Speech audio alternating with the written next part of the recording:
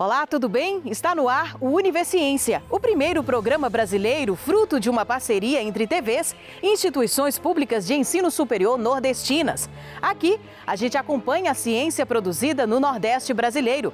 Confira agora os destaques da edição de hoje.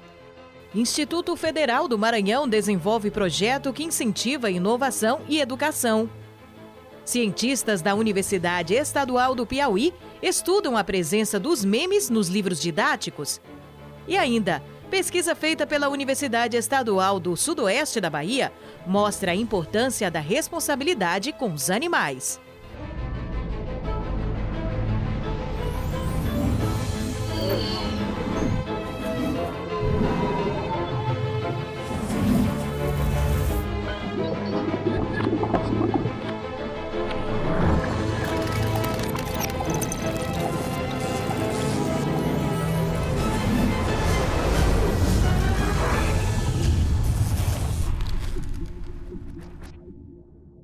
Educação é um fator primordial para o crescimento do país. Com o objetivo de prestar serviços para resolver os problemas da comunidade, o Instituto Federal do Maranhão desenvolveu o projeto Fábrica de Inovação.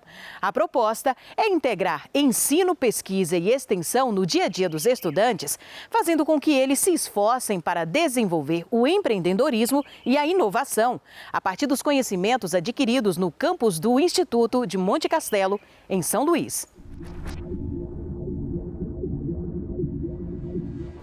Aqui, os operários da Fábrica de Inovação, alunos e professores do Instituto Federal do Maranhão, buscam prestar serviços inovadores para a comunidade. A concepção é exatamente através da indissociabilidade entre ensino, pesquisa e extensão, identificar um problema real da sociedade, trazer esse problema para cá, para a fábrica, e aí os nossos alunos, juntamente com seus professores, irão pesquisar, irão buscar uma solução para esse problema e em seguida a gente dá a devolutiva para a sociedade com a possível solução para aquele problema, né? E a ideia é que esse problema possa ser de qualquer área do conhecimento, qualquer área da pesquisa, porque o Instituto dispõe de pesquisadores em todas as áreas do conhecimento.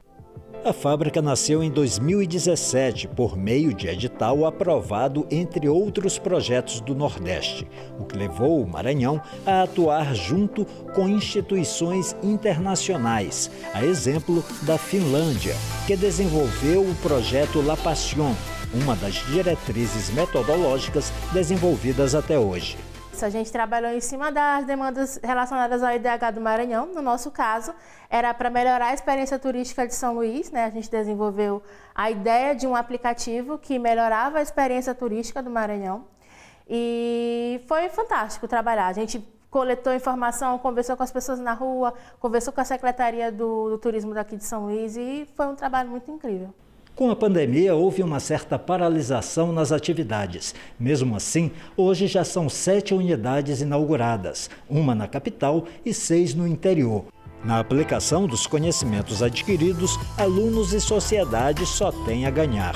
Eu me senti muito bem, porque primeiro, nós sabíamos como lidar com o problema, nós sabíamos desde o começo o que nós estaríamos enfrentando, isso, claro, alinhado junto com a equipe aqui do IFA Monte Castelo, que nos deu total auxílio, e junto com a FIEMA nós aplicamos essa metodologia e trouxemos aí ótimos resultados.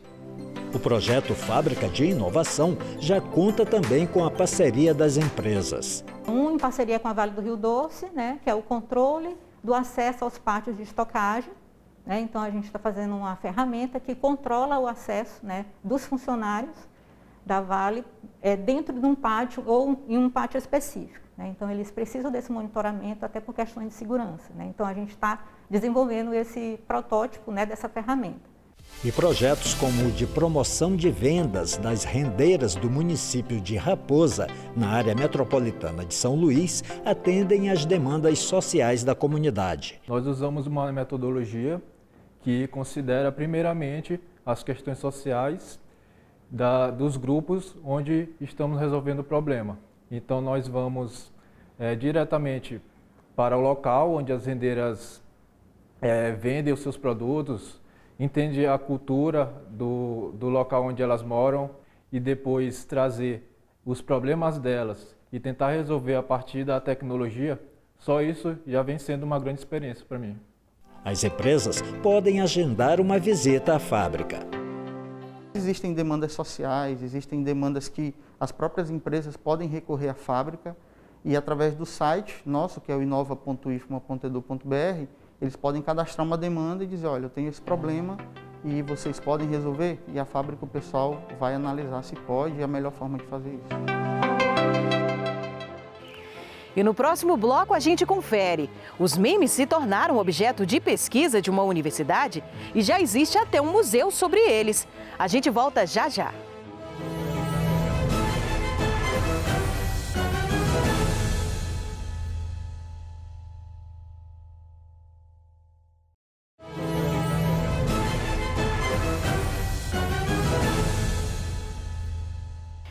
O suicídio é visto como tabu na sociedade, apesar de estar presente em toda a história da humanidade.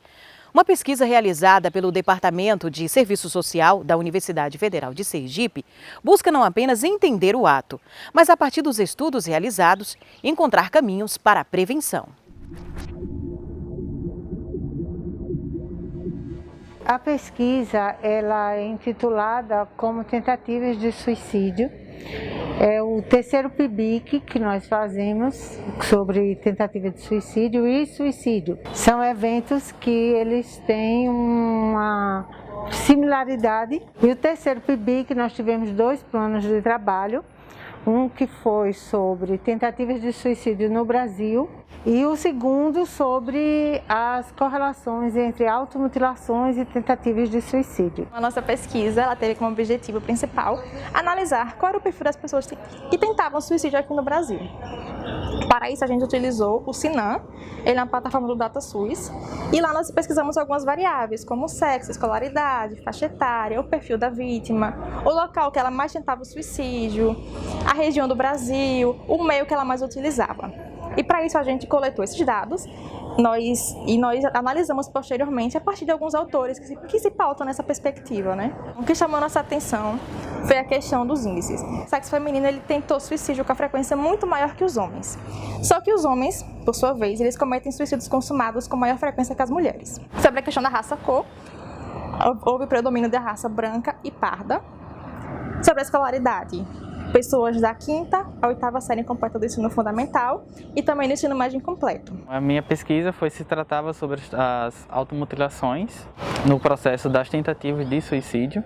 Foi utilizado a plataforma DataSUS e o Sistema Nacional de Agravo de Notificações do Sinan, né, que é o principal plataforma hoje que se encontra esses casos. A automutilação se coloca como uma válvula de escape para eles se livrarem por um certo momento daquela dor psíquica e passe para uma dor física. Essa campanha do Setembro Amarelo, ela é louvável, né? Todas as campanhas de prevenção são louváveis, mas a minha sugestão é que a gente não trate esse assunto apenas em Setembro Amarelo.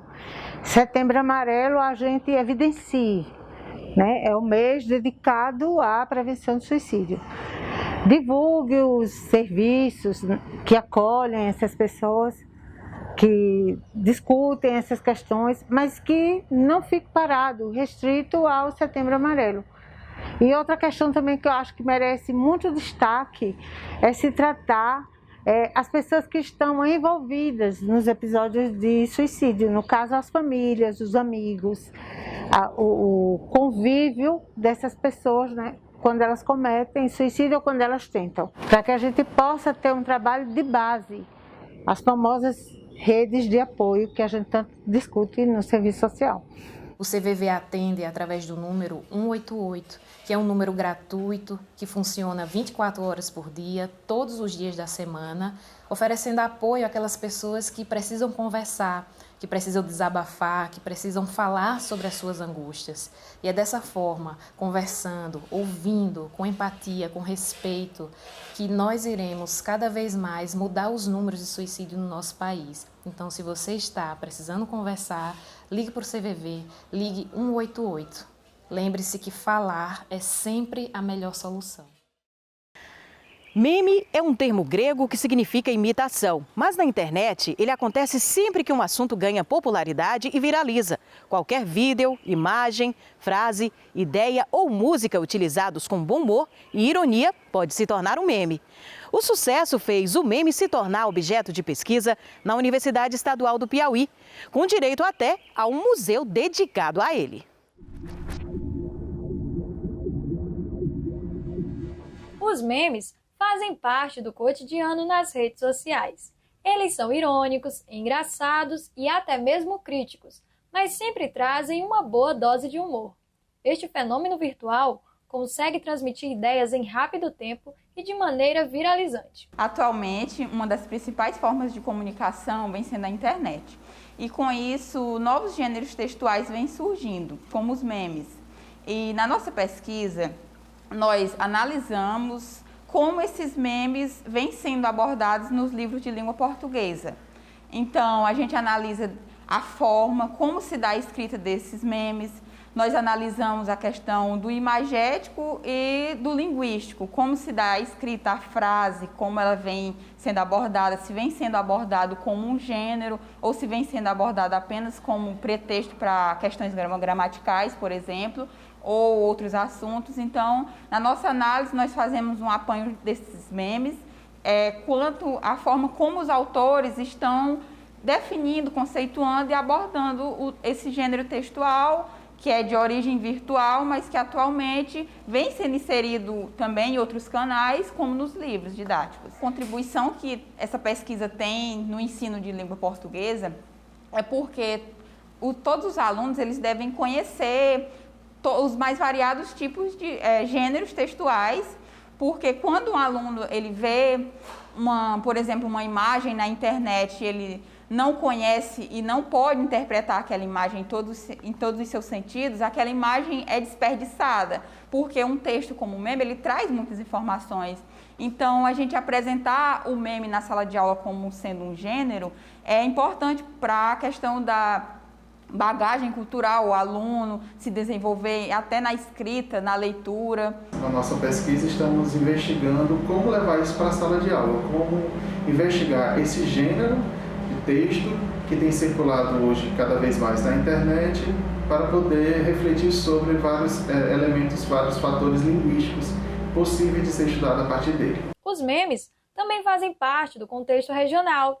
É o caso da página Suricate Ceboso, que mostra os costumes e as tradições do Nordeste brasileiro, e que, inclusive, foi objeto de pesquisa da estudante Alana dos Santos. A ideia da pesquisa sobre os memes veio a partir da minha identificação e também que a análise do discurso é uma área que estuda diversos tipos de materiais, tanto visuais, linguísticos, literários, audiovisuais. Eu me identifico muito com os memes de Suricate, pela cultura nordestina, pelas imagens, pelas linguagens ali materializadas.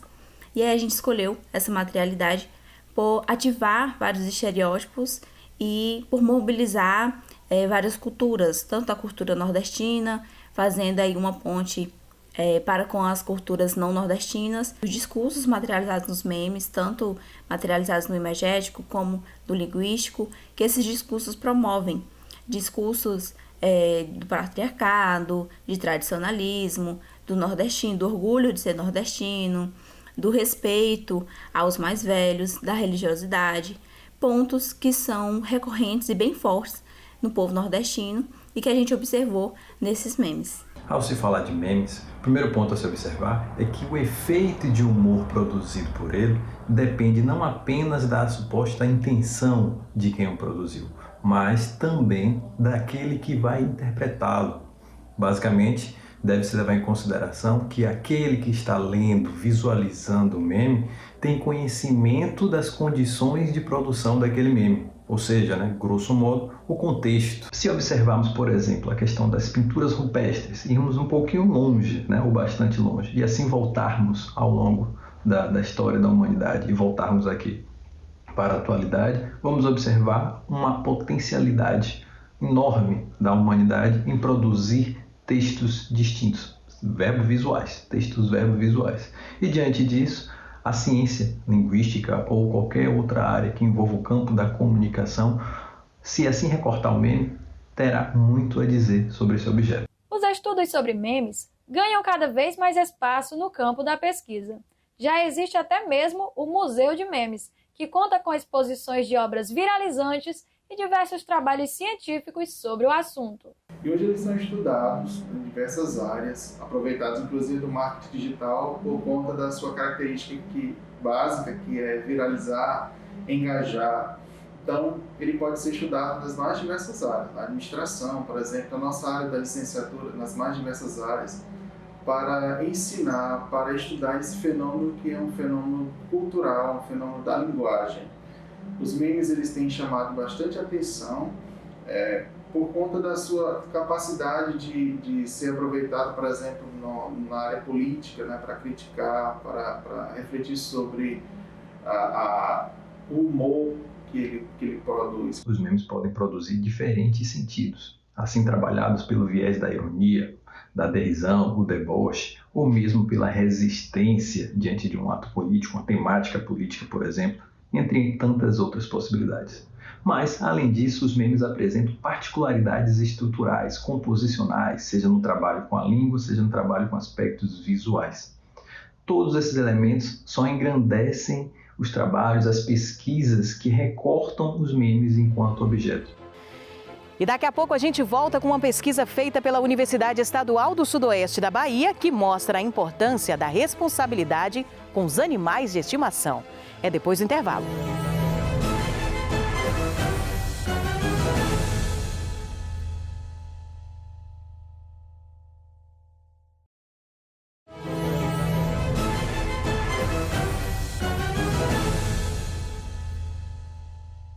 Crianças e pets são uma mistura cativante e envolvente.